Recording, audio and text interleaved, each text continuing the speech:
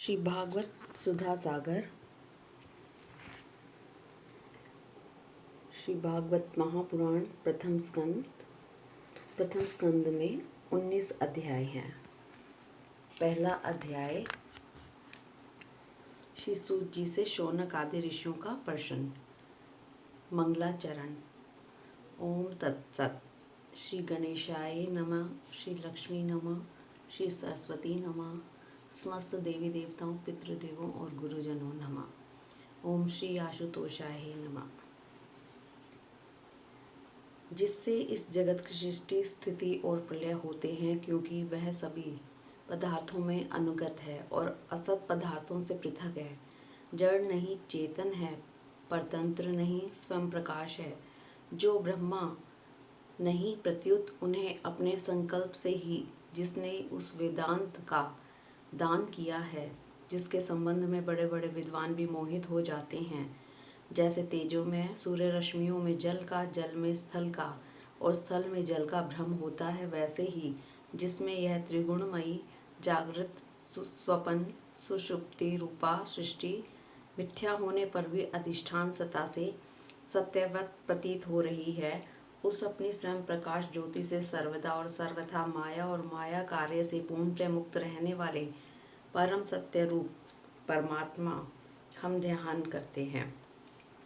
महामुनि वेदव्यास के द्वारा निर्मित इस श्रीमद् भागवत महापुराण में मोक्ष पर्यंत फल की कामना से रहित परम धर्म का निरूपण हुआ है। इसमें शुद्धांत करण, सत्पुरुषों के जानने योग्य उस वास्तविक वस्तु परमात्मा का निरूपण हुआ है, जो तीनों तापों का जड़ से नाश करने वाली और परम कल्याण देने वाली है।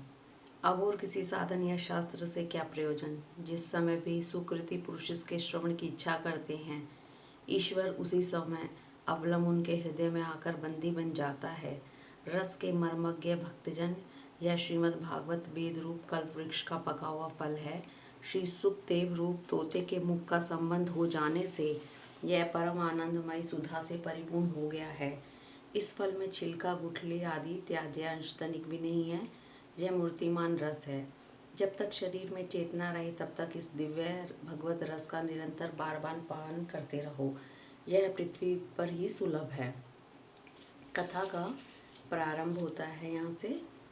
एक बार भगवान विष्णु एवं देवताओं के परम पुण्यमय क्षेत्र नैमिषारण्य में शौनक आदि ऋषियों ने भगवत प्राप्ति की इच्छा से सहस्त्र वर्षों में पूरे होने वाले एक महान यज्ञ का अनुष्ठान किया। एक दिन उन लोगों ने प्रातःकाल अग्निहोत्र आदि नित्य कर्मों से निवृत्त होकर सूर्य जी का पूजन किया और उन्हें ऊंचे आसन पर बैठाकर बड़े आदर से यह प्रश्न किया। ऋषियों ने कहा, सूर्य जी, आप निष्पाप हैं। आपने समस्त इतिहास, पुराण और धर्मशास्त्रों का विधि पूर्वक अध्ययन किया है तथा उनकी भली भांति व्याख्या भी की है। वेद वेताओं में श्रेष्ठ ब्राह्मण भगवान बद्री नारायण ने एवं भगवान के सगुण निर्गुण रूप को जानने वाले दूसरे मुनियों ने जो कुछ जाना है, उन्हें जिन विषयों का ज्ञान है, वह सब आप वास्तविक रूप में जानते हैं। आपका हृदय बड़ा ही सरल और शुद्ध है, इसी से आप उनकी कृपा और अनुग्रह के पात्र हुए हैं। गुरुजन अपने प्रेमी शिष्य को गुप्त से गुप्त बात भी बता दिया करते हैं। आयुष्मान, आप कृपा करके यह बताइए कि उन सब शास्त्रों, पुराणों और गुरुजनों के उपदेशों में कलियुगी जीवों के परम कल्याण का सहज साधन आपने क्या निश्चय किया है। आप संत समाज के भूषण हैं। इस कलयुग में प्राय लोगों की आयु कम हो गई है। साधन करने में लोगों की रुचि और प्रवृत्ति भी नहीं है। लोग आलसी हो गए हैं। उनका भाग्य तो मंद है ही, समझ भी थोड़ी है। इसके साथ ही वे नाना प्रकार की विघ्न बाधाओं से घिरे हुए भी रहते हैं। शास्त्र भी बहुत से हैं, परंतु उनमें एक निश्चित साधन का नहीं, अनेक प्रकार के कर्मों का वर्णन है। साथ ही वे इतने बड़े हैं कि उनका एक अंश सुनना भी कठिन है।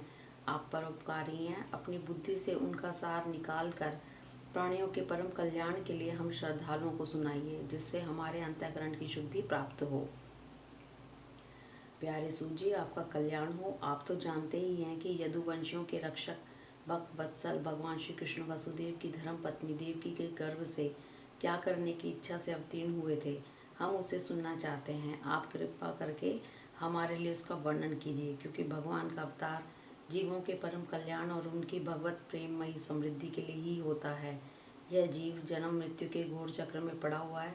इस स्थिति में भी यदि वह कभी भगवान के मंगलमय नाम का उच्चारण कर ले तो उसी क्षण उससे मुक्त हो जाए, क्योंकि स्वयं वह भी भगवान से डरता रहता है। सूत जी परम विरक्त और परम शांत मुनिजन भगवान के श्री चरणों की शरण में ही रहते हैं, अतएव उनके स्पर्श मात्र से संसार के जीव तुरंत पवित्र हो जाते हैं। इधर गंगा जी के जल का बहुत दिनों तक सेवन किया जाए तब कहीं पवित्रता प्राप्त होती है। ऐसे पुण्य आत्मा भक्त जिनकी लीलाओं का गान करते रहते हैं, उन भगवान का कलिमल हारी पवित्र यश भला आत्मशुद्धि की इच्छा वाला कौन ऐसा मनुष्य होगा जो श्रवण न करे। वे लीला से ही अवतार धारण करते हैं। नारद आदि महात्माओं ने उनके उदार कर्मों का गान किया है। हम श्रद्धालुओं के प्रति आप उनका वर्णन कीजिए। बुद्धिमान सूत जी सर्वसमर्थ प्रभु अपनी योग माया से स्वच्छंद लीला करते हैं। आप उन श्री हरि की मंगलमयी अवतार कथाओं का वर्णन कीजिए।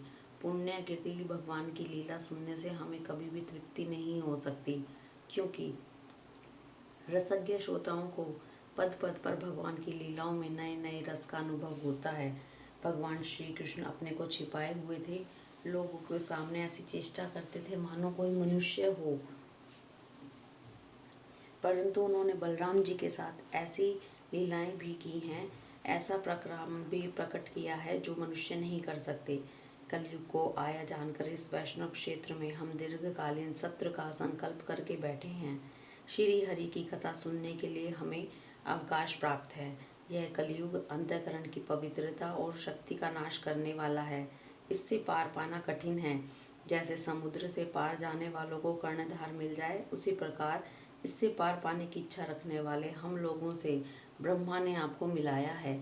धर्म रक्षक ब्राह्मण भक्त योगेश्वर भगवान श्री कृष्ण के अपने धाम में पधार जाने पर धर्म ने अब किसकी शरण ली है, यह बताइए। हरिओम तत्सत।